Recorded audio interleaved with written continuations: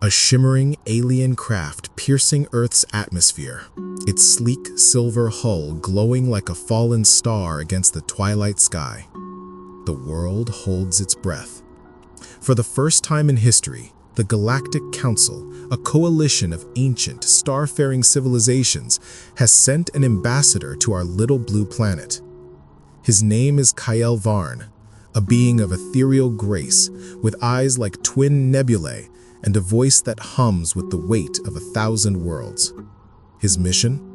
To judge humanity's worth, to decide if we're ready to join the cosmic stage or be left behind. But when Kael'Varn returns to the Council after a year among us, he steps off his ship, silent.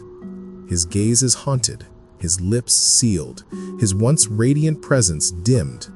The Council demands answers. What did he see on Earth? What could reduce a being who's witnessed supernovas and negotiated peace between black hole empires to this? This, my friends, is the story of what Kael'Varn found and why it changed him forever. The year was 2038, and Earth was a mess of contradictions. Skyscrapers of mirrored glass towered over cities where drones delivered everything from coffee to medical supplies. Yet slums sprawled in their shadows, teeming with those left behind by progress. Nations bickered over climate treaties, while wildfires raged and oceans crept higher. But humanity was also reaching for the stars. Private space stations orbited the planet, and the first Mars colony had just celebrated its 5th anniversary. It was into this chaotic, hopeful, flawed world that Kael'Varn descended, his arrival broadcast live to billions. He landed in New York, stepping on a UN platform surrounded by world leaders, scientists, and a sea of cameras. His form was humanoid but otherworldly, tall with skin that shimmered like liquid mercury, and those eyes, those eyes, swirling with colors no human could name.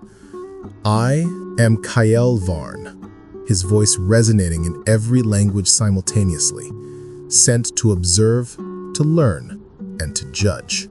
Show me who you are.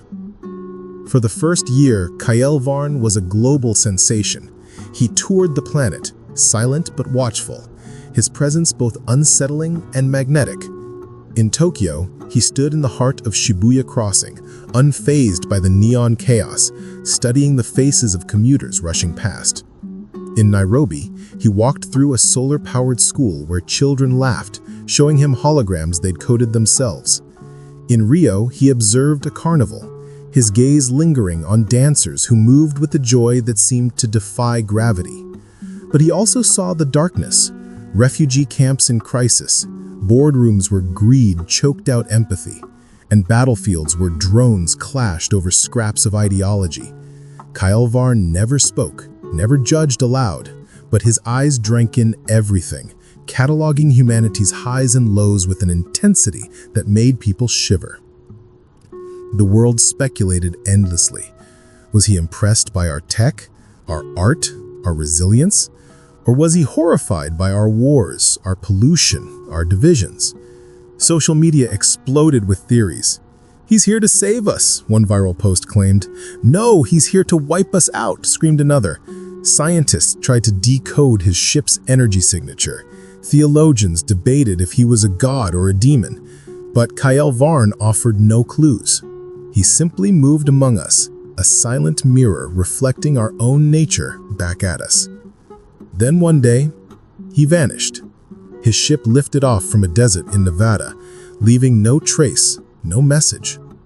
The world was left wondering, had we passed his test or failed it?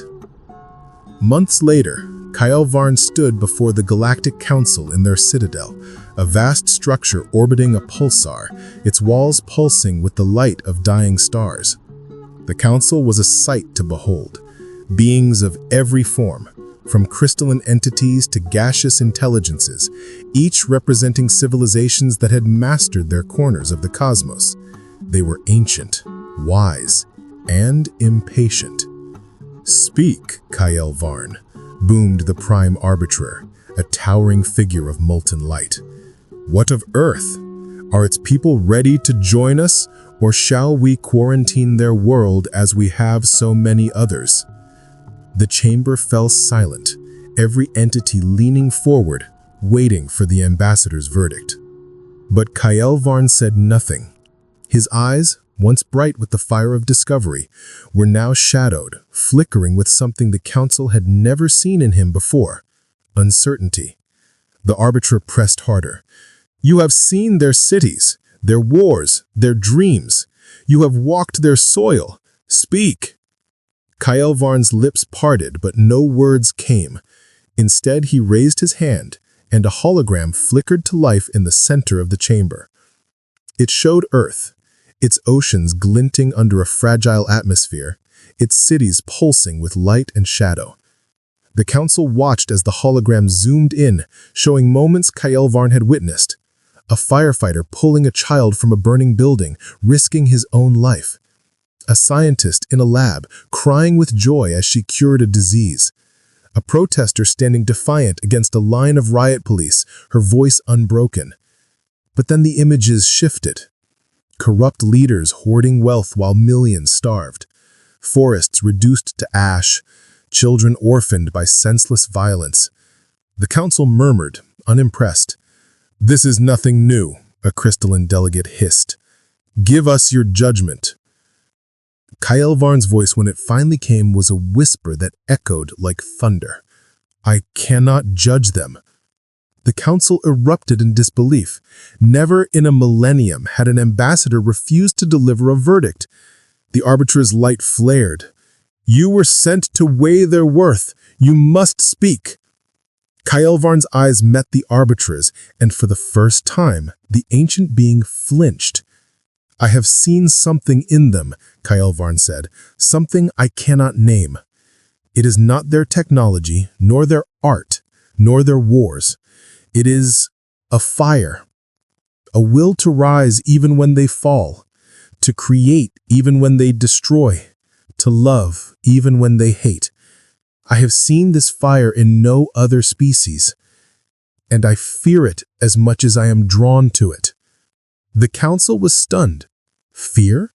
From Kael'Varn, who has witnessed supernovas and negotiated peace between black hole empires? A gaseous delegate swirled forward. Explain this fire.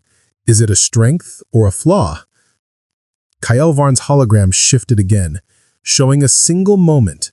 A small girl in a war-torn village, no older than 10, sharing her last scrap of bread with a stray dog. The dog licked her hand, and she smiled, even as bombs echoed in the distance. This, Kael'Varn said, is what I cannot judge. They are capable of such acts, small, fleeting, yet brighter than any star. But they are also capable of horrors that would shame the darkest voids.